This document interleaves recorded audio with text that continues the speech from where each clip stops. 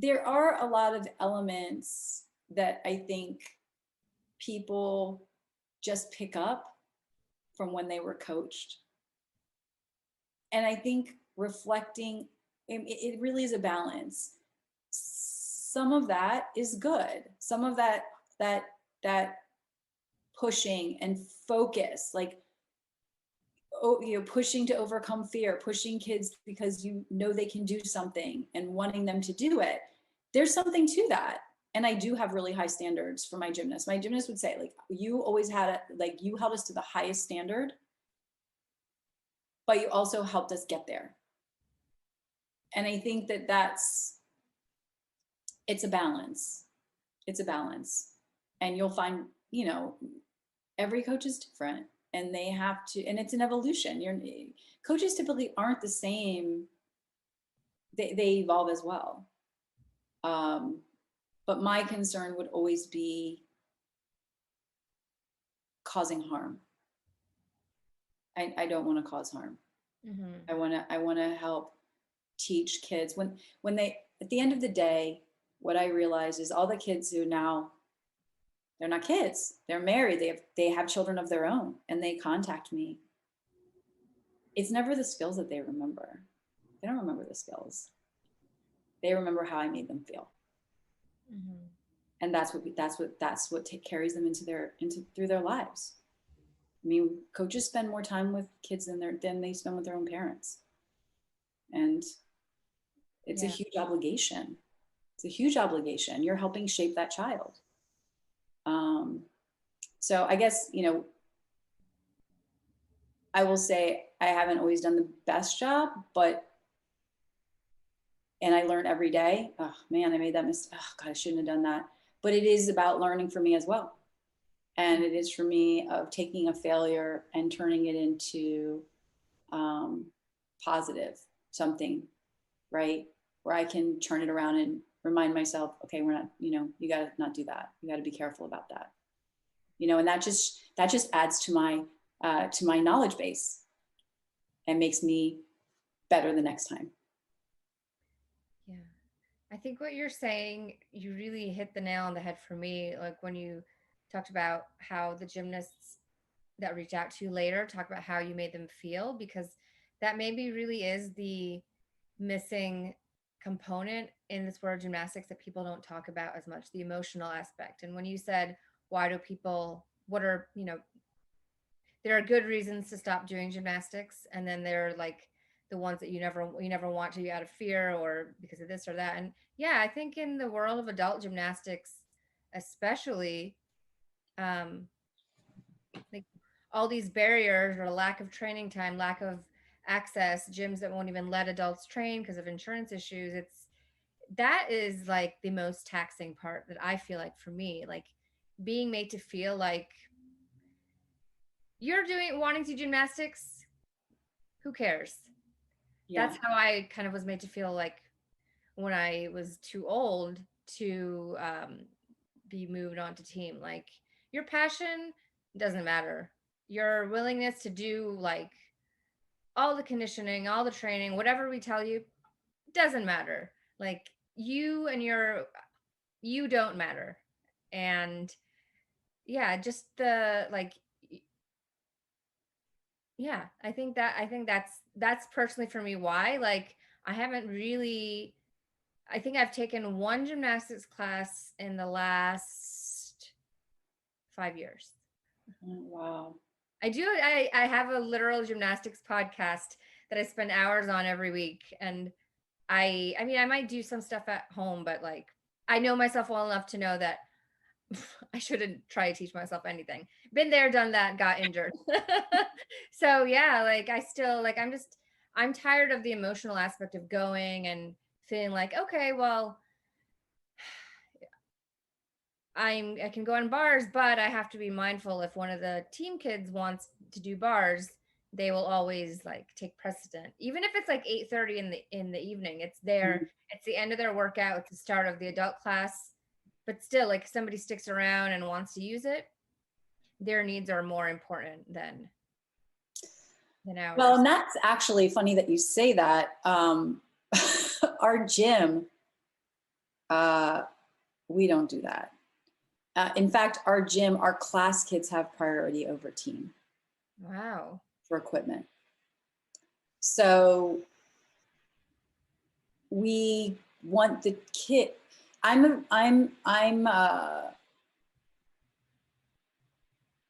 do not like elitism in any form.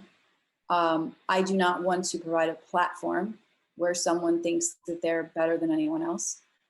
And we just don't. We have a kid who is training on the Olympic tumbling and trampoline team. I mean, he's at national training. You will not find that kid on any of our websites, because that, yes, we can train very high level athletes, but what's more important is that that kid is an awesome kid. Yeah, he's good at gymnastics. More importantly, he's an awesome kid. And when we have kids come in, if they exhibit any bullying, any behavior that makes the other kids feel uncomfortable, they won't be accepted onto team. It doesn't matter how good they are at the sport. It doesn't matter. What's much more important is the environment, everyone feeling comfortable, everyone having fun. And it's a different way of doing it. A lot of gyms, they want high level athletes, and obviously maybe the way that we do things wouldn't work. But when you think about people living into their 80s, 90s, and 100, they're not going to, you're doing gymnastics is a blip in your life. For most people, not all. And I think that you have to have that body, you have to have your self-esteem, you have to have, gymnastics can build so many wonderful things, so many, when I look at me, the perseverance that I have, I don't give up. Just like when I was a kid, I will do 1,000 cartwheels until I learn an aerial. I will do 1,000 whatever to get work. You know what I mean? I mean, COVID's been challenging for a gym, but I don't give up. And I think that, and I believe in myself. And I think that too many kids are negatively impacted by their gymnastics experience. Mm-hmm. And I try to create an environment that I just don't want that to happen. I just don't want that to happen. I would be devastated, I think, and so we all are like that. And I will tell you, so we have an adult, so we started an adult team at my gym last week. And it's amazing. It's amazing. I love it. But going back to what you were saying before, about them not really paying attention to you. I can't tell you how many of the adult gymnasts said, no one's ever said that. No one's ever explained it to me like that before. No one's ever corrected my round off. It's a round off. Yeah, round offs are important. They're really important. Handstands are really important. And I'm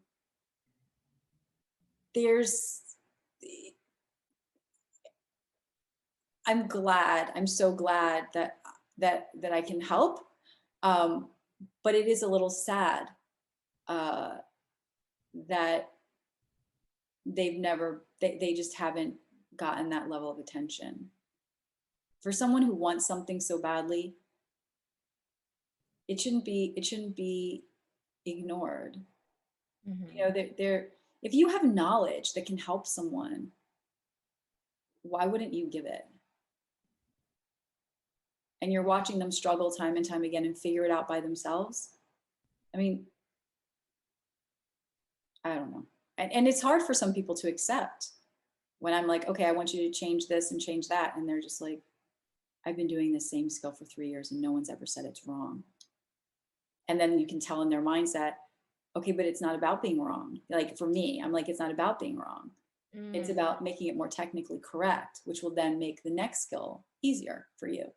You know, it's not right or wrong. It's just, you know, improving in a technical way. There's no judgment. It's just a matter of if you want it to be more powerful, if you want your round off to be more efficient, right? Because it's all about efficiency. It's all about power. There's a way to do it that might change that and make it a little bit better. You know, make it a little bit more efficient, make it a little bit more powerful for you. Yeah. So, you know, and that's a really good point that you made too. So many good points.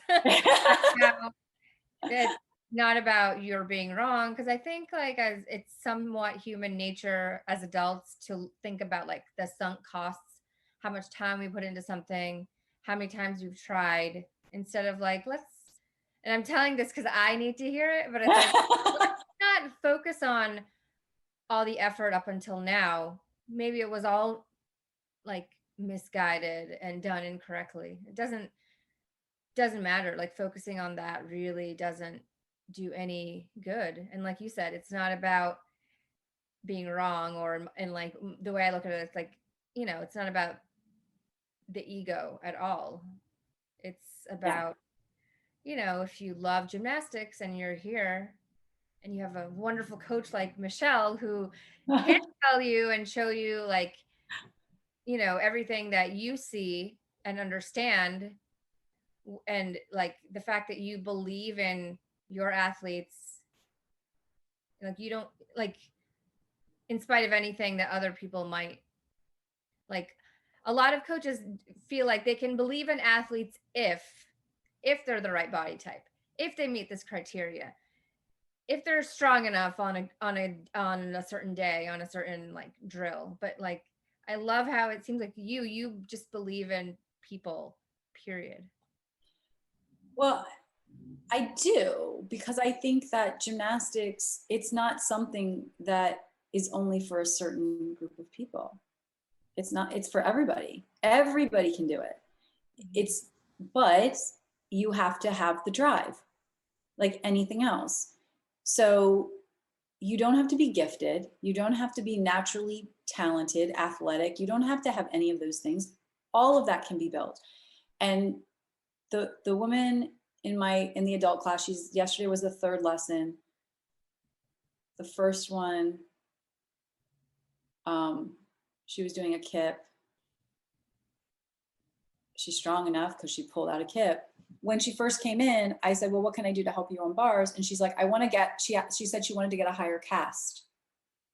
But if you finish your kip with your feet behind you, you can't cast. Like there is no cast. You want to finish your kip with your feet, and you want to finish in a pike with your feet in front. When you do a cast, you need your feet to be here so that they can go here, right? And so she was finishing the kip with her feet behind her. So that's why. But then if you back it up, everything that precedes it informs the next segment of movement. So you're finishing with your feet behind you because of the rest of your kip, because you don't have an extension, because your hips are coming back too early, because your feet are not, you know, you're kicking down. So there's all these different pieces. And I knew it was going to be hard for her by looking at her face. And of course she's wearing a mask, so all I see is her eyes, but it still was like, it's hard to hear. It's hard to hear that you've been working on something. And I was actually explaining this to this woman who lives in Hong Kong, that I do private lessons with her. And I said to her, because she was saying, well, that's good that she now can learn how to do it technically correctly. And she said, so I turned it on her and I said, what if it turned out that everything that you and I have been working on for a year was wrong? How would that make you feel? Right? Mm-hmm. And she's like, yeah, okay. You know, it's like, I get it. And that's a horrible feeling, you know, that you're working on something for so long, no one's taking a look at it to help you move in a different direction. And then when it's all said and done and you have it, now we have to go back and actually change it. Mm-hmm. Do you really want to? And that's a question that you'll find with a lot of gymnasts who go to gyms, and we have kids that come from other gyms occasionally. And this one girl, she was 12 and she left her gym because she couldn't do a giant. But the reason she couldn't do a giant was because she had no shapes. She didn't know how to do a hollow. She literally was just trying to throw her body around the bar in a giant. And I explained what she would need to do to be able to do a giant, which is these shapes and strengthen and do these things. And she wasn't strong enough. She was just very, very loose. And she quit. She didn't want to. And so part of the training in gymnastics is this mental, it's very emotional. It's very, you know, if you're trained for, I mean, my God, she's been in gymnastics for so long. And to feel like all of that, I'm now at a point where, yeah, it's pretty much all of her bad habits caught up with her. And that happens. And that's one thing that, you know, we had a girl on team, she was level 8 or 9. 8. She was an 8. It's 2:30. And well, she was learning. It was before she ended up being an 8, but this is probably when she was a 7, because she was working on either, there's a decision to make, right? You're doing your Chenkos or you're doing Suks. Mm-hmm. It's gonna be one or the other. And she wanted to do your Chenkos, but her round off. And I had her from when she was little, and she came from another gym. You have to change your cartwheel. She didn't want to change her cartwheel. She's like, my cartwheel's fine. I'm telling you, at some point, this is going to become a problem. It's not going to happen next year. It's not going to happen the year after. At some point, if you don't fix this, it's going to be a problem. She had very closed shoulders. She arched in her back. It was very, you know, it was not. And sure enough, she wanted to do your Chenkos. Nope, you're doing Suks. Because she couldn't fix it. And I think looking out for their emotional well-being down the road. You know, when you there was a very high level coach who once said, she was teaching bridges, and she said, don't teach your kids straight knee bridges. Don't teach your kids. You want to teach the rocking. You want to teach the push. And it was so interesting because you see a picture of a bridge and the legs are always straight, right? That's because the motion of pushing ends in a straight leg because your shoulders are then over. Your shoulders are past your hands when you straighten your legs. But what happens is then people were teaching a bridge with straight legs, but that's misunderstanding what the straight legs were all about. Yeah. And how that shape then creates other skills. And this is part of when you start to really dig into how the foundational skills are so critical, you start to understand how later down the road, not taking the time to build these mechanics. And I will say, you know, getting back to what we were talking about before, some kids naturally have this.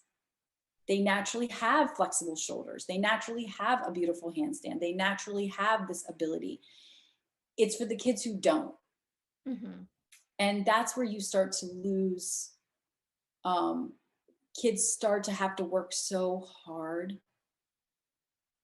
for something that's seemingly so small.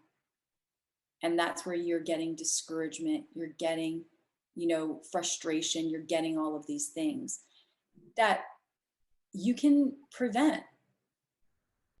if you take the time in the beginning, because there's nothing worse than having to fix stuff later on. There's not, for anybody. It is just and I feel for them. I feel for them. Like, you don't have to, this is so up to you. But anyway, the woman who was doing, then she did a round off, and she put it took time, right? She was doing, okay, well, you need to, I would give her corrections. Okay, you need to turn your hands this way. You need to do this. You need to open your shoulder. You need to get in lower. You need to do, all these things. And then she did this round off that was so fabulous. And she was like, yes. I'm like, yes. And that didn't take that long. That was like, that was 15 minutes and you fixed it. And so it's that was quick, but it's that kind of, now that she felt how she can make those changes.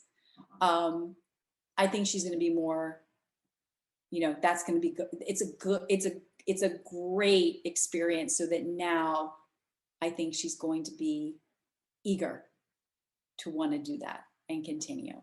And so she showed me a video of her round up back handspring, and I'm like, okay, you have to work on your shoulders. Your shoulders are really inhibiting your ability to do your back handspring better.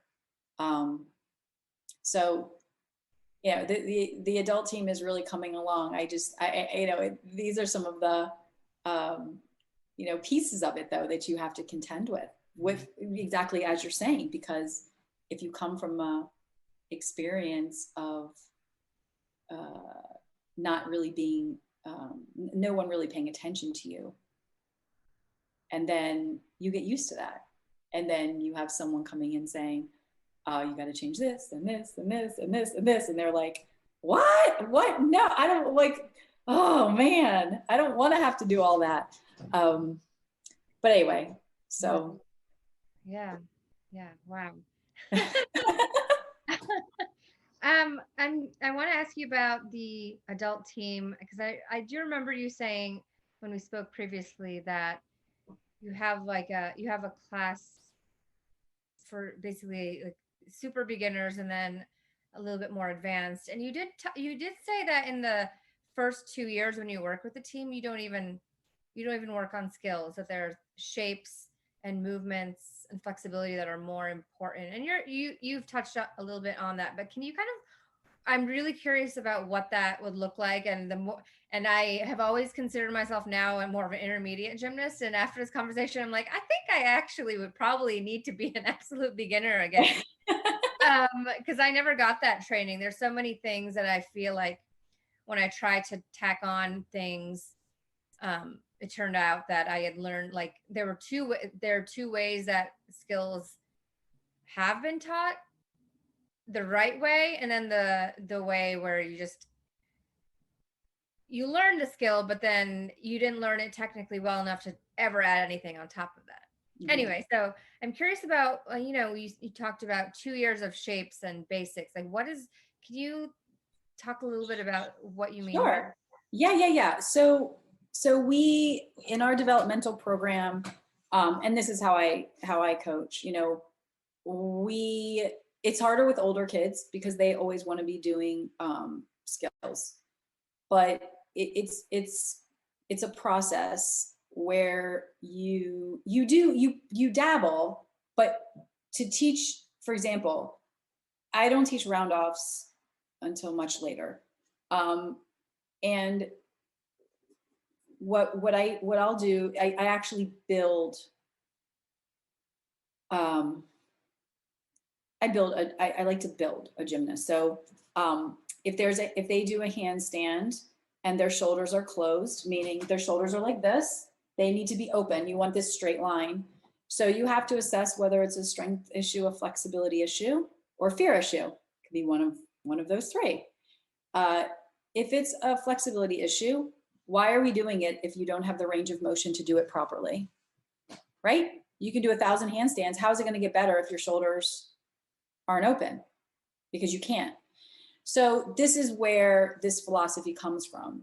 If you're doing a skill, but you don't have the strength, flexibility, right, or shaping to do it properly, you're gonna, I'm all about like these understanding the habits, right? You develop a neuro connection. And even when you then gain the strength and flexibility, the change may not happen. And I'll give you an example. You know, people have a gait. You've been walking your whole life almost, right? Like except for 1 year, you've been walking. Just because you get stronger and just because you get flexible, your gait doesn't change that much, right? Why?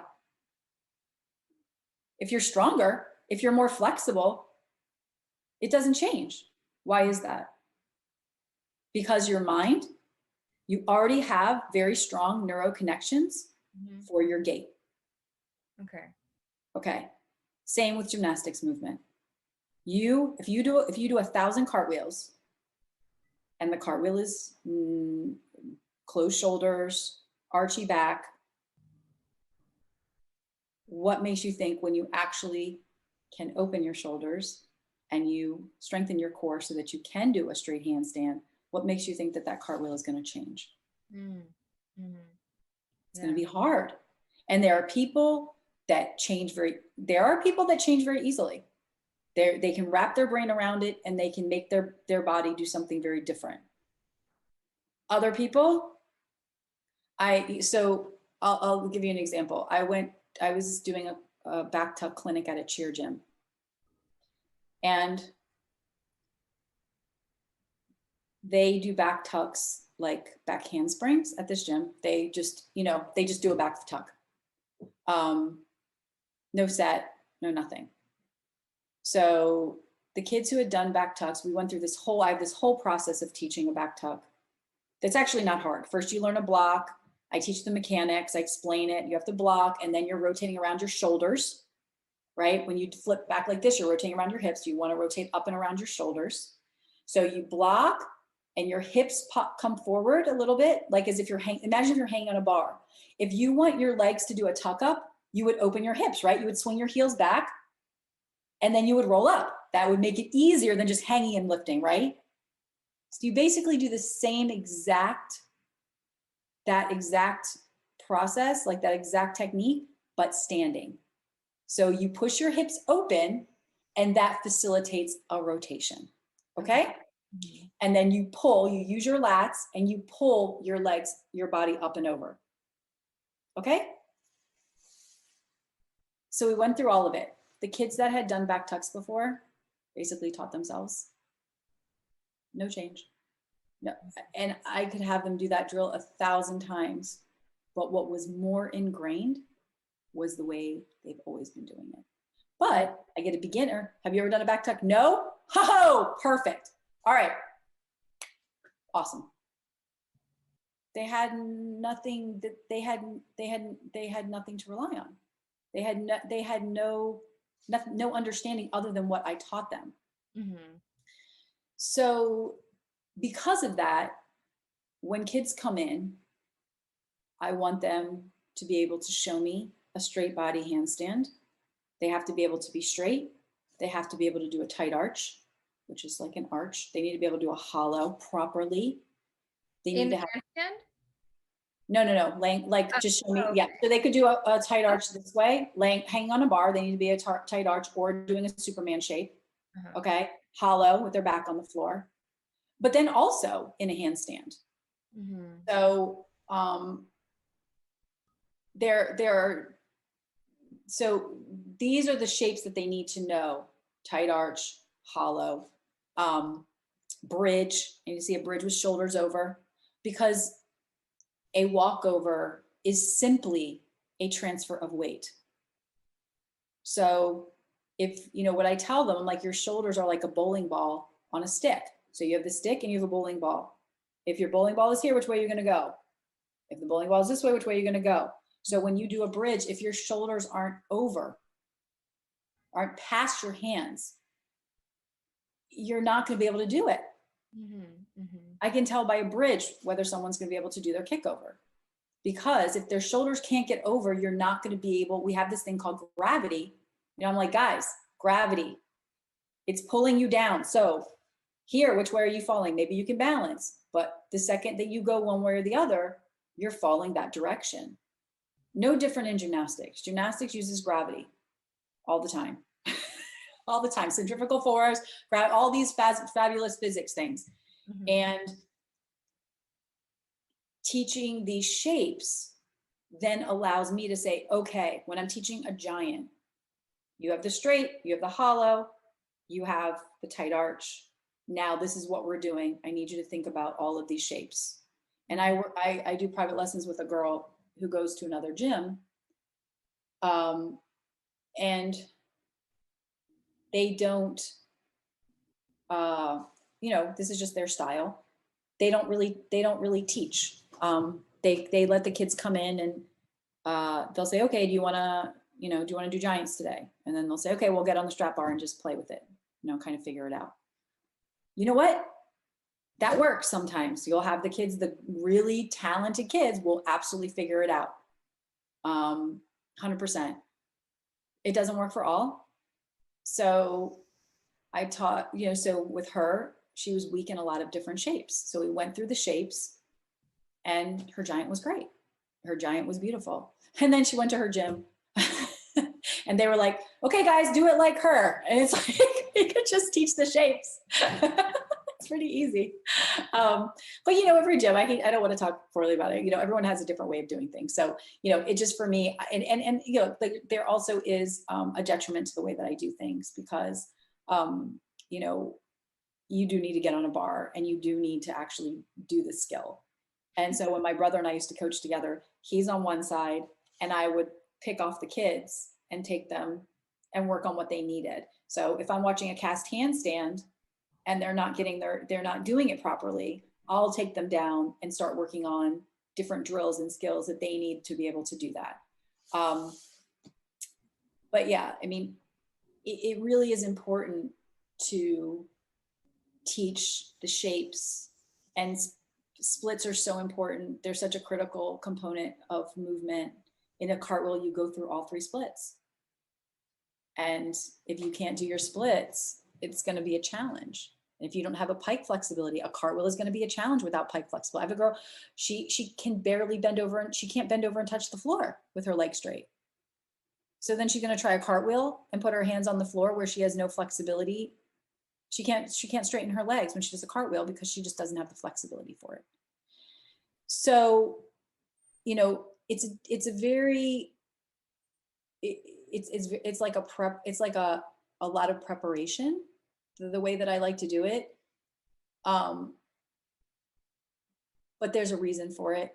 And it really is about trying to avoid kids getting frustrated and kids hitting barriers. And you'll find that a lot of kids hit barriers. There are a couple of reasons kids hit barriers. One, they can't get a skill. They can't get a skill. And imagine, oh, I can't get this skill. I can't learn the skill, so I can't move up. So one skill I need to move up and I can't do it. And then being able to tie that back to 5 years before when you weren't taught that skill early on. Mm-hmm. And what I find is that, like I said, kids are very reluctant to want to revisit that a lot of times. So if you do it in the beginning, it teaches a lot of things. Also, it helps them understand why these things are important. So they understand splits are important. They understand how splits feeds actually will be put to use. They see how straight body is put to use. They see how hollow is put to use. They see how tight arch is put to use. They see how bridge is put to use. They see how it builds. And,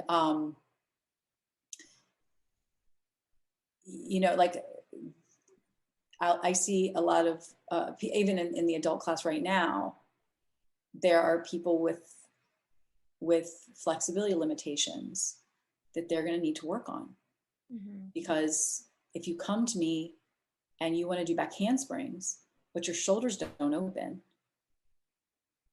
how without creating a compensation mechanism that's going to create another problem?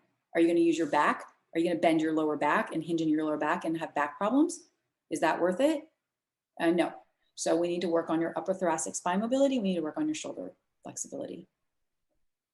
Hip flexors, right? Because in a bridge, you bend in a certain number of spots. You can bend in your shoulders, your upper thoracic spine, your lower spine, your hip flexors, and your knees. Like, ding, that's your bridge. So what's it going to be? And you see people bending in their lower back. No. Why? Let's not do that. That's not good. So if you can disperse that and make it more in their shoulders and your upper thoracic spine, you're going to have a more balanced, healthy bridge. And then that healthy bridge you can incorporate into these other skills. Mm-hmm. So I kind of answered your question in a very roundabout way. You definitely did. And I mean, a lot of what you said I'd relate to very much, because when I competed as an adult, I was, this is like 10 years ago. So I was looking to get to level 6, which is, I think, probably level 5 now, but I knew that I had to do a flyway in level 6 off bars. And when I was 12, I only had a pullover and a back hip circle, but for some reason they had us doing flyways into the pit, and I broke my toe and I was out for 6 months. Wow. Yeah, like it was just like very, I don't even remember if I went to the doctor, but I knew it was broken. And I dealt with that for a while. And yeah, I to this day I can do kips on the low bar, or I could when I did it. I could, like, a lot of people have said, how can you do a kip on the high bar but you can't do a flyaway because the kip is harder? I'm like, well, I guess not. I never had a mental block with kips, so, but I just can't do flyaways yet.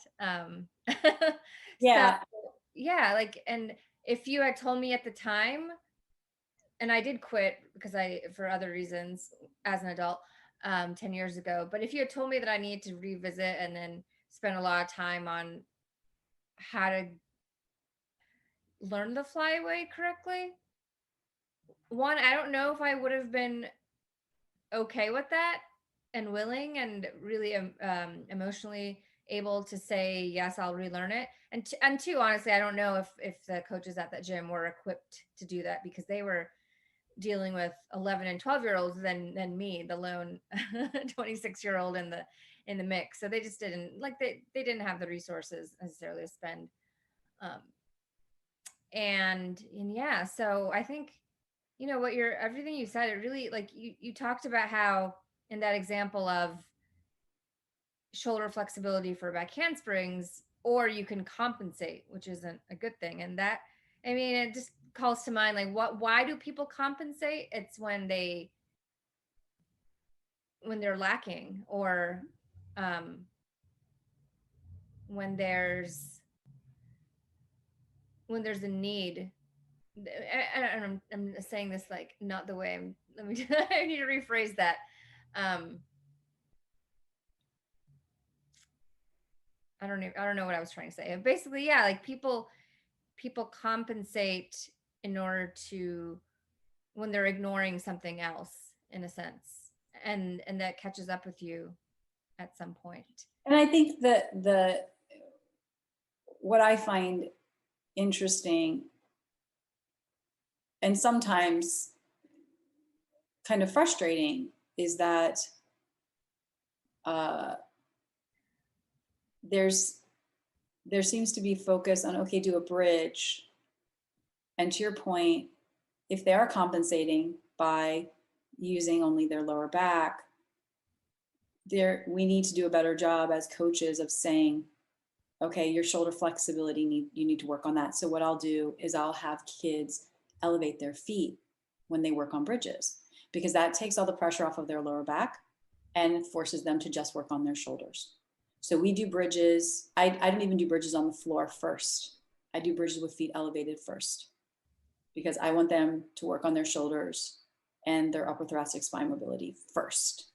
Mm-hmm. And take the lower back out of the neurological connection equation. I don't want them working on that.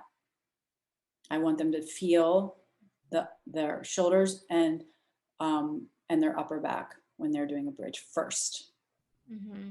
Mm-hmm. Okay, so that kind of tilts it in that way, where they're starting to use that part of their body first. because if you learn it on the floor, a lot of times you're going to hurt. And this is, this is all about muscle activation. So when I first inherited this group of team girls, they were level 6. They would hang on a tight arch on the bar. And I would say, and I asked them, where do you feel it? And more than half said their lower back. Mm-hmm. Nope. Everybody come down. Unacceptable. Everybody come down, lay on the floor. Now, you're going to lift one of your back legs up, and I want you to squeeze your butt, and I'm poking so that they can actually activate their butt and their hamstrings. And I'm poking so as they're lifting to get their brain to attach to that part, not their lower back. I want their brain to feel that. So we did these exercises back on the bar. Now, where do you feel it? In my butt and my hamstrings. It's just a matter of having your brain connect to the right part. And you have firing patterns in your body, and you need to make sure that you're connecting. Your brain is connecting the correct part. Like I had a kid who her firing pattern was up her leg, completely jumped over her butt, and then up her back. She couldn't squeeze her butt. And it took a long time for her to be able to activate that. But that is critically important. You have to be able to activate each of these components. They're super important. And back to what you were saying about your flyaway. I've had several kids, I remember years ago, a mom pulled me aside and said, I wasn't coach. I don't think I was coaching her daughter, but I had coached her daughter. And she said, she's terrified of a flyaway. She's terrified. And I was like, where is she? Where's this child? Give her to me. So I was like, come on, let's go in the gym. And so I took her in the gym, and I said, hang on, I told her, grab the bar, and I held her on her back like this. And so she stretched out this way. And I said, hit your toes on the bar. Keep your shoulders open, hit your toes on the bar. And she's pulling her knees up, and she can't. It's physically impossible to hit your toes on the bar if you keep your shoulders open. The reason people hit is because they close their shoulders, and that does almost like a tuck up. Mm-hmm, mm-hmm. And then they hit. It's just mechanics. It's pure mechanics. So I said, okay, pull your knees up to your belly. Now let go, flip, let go, flip. Now let's do a little swing, flip. She got her flyaway back in 5 minutes, not even 5 minutes, because she then understood why it happened, how not to make it happen again. And then she proved to herself that she could. And that's all it took. And then she was back doing flyways. So I think that for a lot of people, including children are smart. If you can explain to them how things work, you will be able to help them get over their fear more quickly. Yeah. Because they'll understand if you can explain why something happened. And there was another girl who, she was doing giants at her gym. She's the one I do private lessons with, anyway, she hit her foot. She had a huge bruise on her foot, same thing, flyaways. And so I did the same, I had her lay on the floor with the floor bar, and I said, now hit your feet on the floor. Same thing, same drill. And she was doing flyaways again. And then she had an issue with her giant where she kept letting go. And her coach, after she let go, I guess it scared everybody because they made her sit down, which is like, I tend to want to deal with it that minute because I don't want them oscillating and thinking about it and stressing. It makes it worse. The anxiety, it makes it worse. Yeah. When you're caught in that fear loop and you don't know why and you can't figure it out and you're sitting there thinking. So she came and I looked at her grip and I was like, well, look at your grip. My God, it's so stretched out. You're probably that makes sense that you would let go because if it's catching, you're down, that makes sense. So I readjusted her grip and I said, when you go around the bar, I want you to press on your dowel. Because this girl never is scared and she was almost in tears. That showed me just how terrified she was. She wasn't, and what I realized, she wasn't terrified of the skill. She was terrified because she didn't know why she was doing it. She didn't understand. And so I said, okay, let's go to the pit bar. And I want you, as you come around, I pulled your grip down, so this should be better. How does this feel? And now I want you to press on your dowel when you come around the bar. Her giants were fine. It never happened again. A lot of it's mental. A lot of it's mental, you know. I'm sorry. Go ahead. You know, I was gonna say what you just said is just, again, spot on, because as an adult, when I was like in adult classes and just trying to like work my way back up emotionally to doing a flyaway, I was, I was okay. I mean, this is the only way I knew how to deal with it. I was like, I'm okay if I hit my toe. It's not going to hurt that much. And so, it's like you said, it's like, so brave of you. It's like, it was that wasn't the real reason for my fear. It was like you said with this girl, like I didn't know why everybody else could just do a flyaway and not hit their feet, and I couldn't. Like I was afraid of that, like, unknown. And like you said, like when I did drills as an adult, like I would have coaches say, open your shoulders, tap, blah, blah. That's when you let go.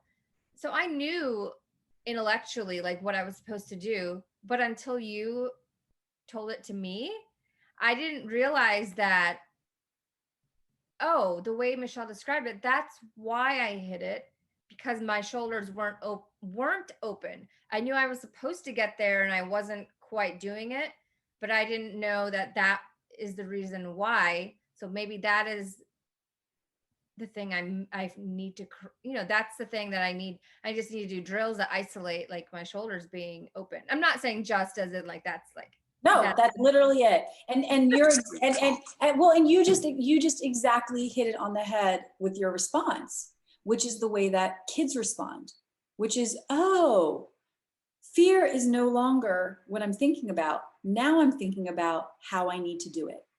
Mm-hmm. Mm-hmm. And that is when you know you've succeeded, right? Everyone has succeeded, because now you're starting to think about it in not an emotional way, but you're thinking about it in a, okay. And when I say emotion, let's say fear, in a fearful way of what could happen.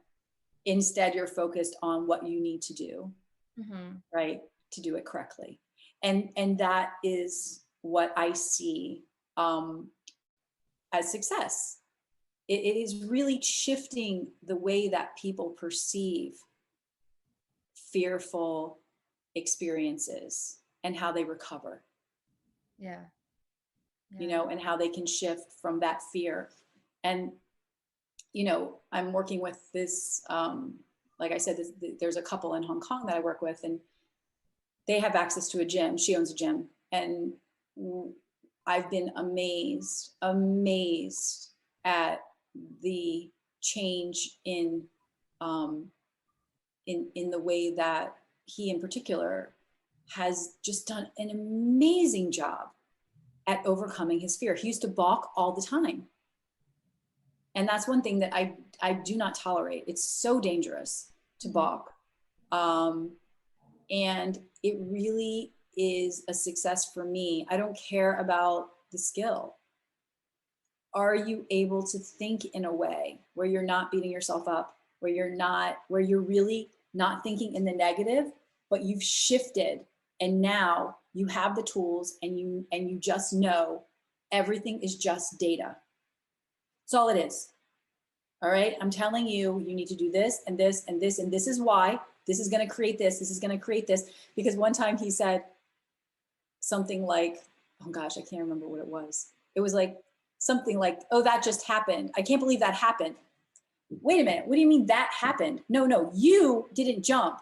So you landed short. Like, it's all you. Gymnastics, there is no mystery. It's literally you and your body. That's it. Yeah, there's some, of course, like some equipment, but let's be real. It's really you. And so that's one of the important elements and mindset to get across. Things don't just happen. Everything informs the next movement. you know, and this girl was doing back handsprings on beam and she's like, my wrists are hurting. And so I watched her back handspring. I'm like, how can your wrist not hurt? You're closing your shoulders so much that you're leaning forward and your wrists are like bending like so far more than they ever should. Mm-hmm. You have to open your shoulders because you're not sitting back. It's all informed. You have to look at the beginning that informs the end.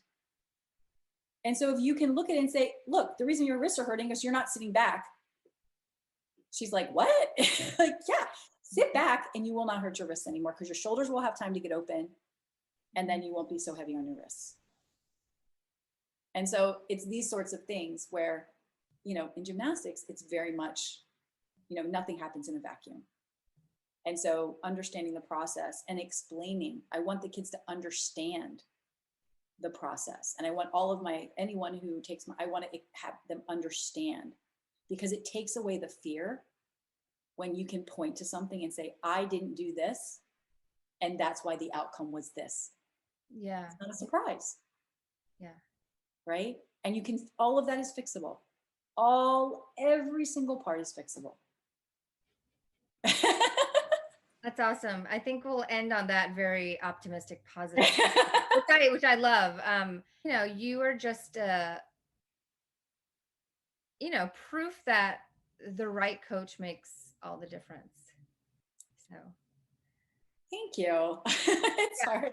I just, you know, thank you. I appreciate it. It's, I don't say that lightly because I've, you know, how many, I think I switched and stopped like 7 to 8 times as a kid. So I tried all the coaches.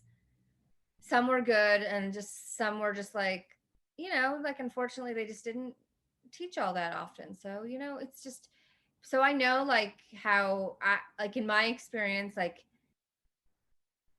and having not started when was conventionally considered like the right time, you know, I know like it's rare and it gets harder and harder as somebody gets older or veers away from that ideal body type that's been popularized, how hard it is to find a coach that believes in you and believes in your capability, but also, and I think also believes in themselves. Because it's like, it's one thing if you don't believe in me, but if you're a good coach, you should be able to work with somebody who doesn't have baseline talent but has that passion. If you can only coach the talented kids, then what does that say about you as a coach? I'm just saying. Yeah, I mean, I will say that that's a really important, that's really important that you say that, because it is much easier to coach talented kids. It's exhilarating to teach talented kids. They learn so fast and you end up feeling so much a part of their progress. But I would argue that if you, like, what I've been really fortunate that I've been in a position where I've had to challenge myself and learn how to work with kids that had completely different goals and that weren't necessarily, you know, I just fell into this. It wasn't something that I planned. But I will say that I get more pleasure from helping someone who struggles and there really is no one else who's been able to help them. You know, like that little girl, there's, you know, the little girl who came to me who was in a gym class somewhere else for years. And when bars came around, they would just have her sit because she was terrified of doing a pullover. And then her mom brought her to me and all she wanted to do was learn a pullover, but she was terrified. So, I mean, how horrible is that to live with that fear? And she's a kid, she's 9, she was 7. And so, and it took forever. It literally was her bending over the bar and touching the mat was the first step because she was so afraid to do that. Mm-hmm. But in one lesson, she was doing a forward roll in bars in one lesson, and it was incremental. But luckily, her mom brought her, And luckily I was there. And luckily, I mean, and at our gym, it's more than just me. There are many me's. I'm not particularly special. But that she happened to live in the area, that she happened to be able to bring her child, and she happened to, it just was amazing. And that's what scares me, is knowing that there are people out there, children out there, who they don't know that there are people who can help them, and people that they don't know that there's someone out there or people out there who can help them overcome fear or learn a skill that they want to learn. So, that's just our gym. That's how all of us are. We have all of our head coaches do lessons with, are part of our program for kids with special needs. It's a privilege. Only the best are allowed to work with our kids with special needs. It's not the ones that are it's the best. If you are not the best, you cannot. It's a privilege. So anyway, it's it's just a different way of doing things, but there's a lot of happiness that comes from it. And that's kind of what I think that we try to do, is we want kids to be happy, and we want them to develop life skills where they're going to be happy adults. So. Yeah. Well, thanks again, Michelle. Where can people find you on social media if you want people to find you? And also, where can they learn more about the Zoom classes that or if they're in Maryland, Oh yeah, they could do the adult. So people can, so Dynamite Gymnastics Center, Dynamite Gymnastics is the name of my gym. And they can, we have a Facebook page, we have an Insta, we're on Insta. And for me personally, anyone can send an email to me. It's Michelle@dynamitegc.com if you have any questions.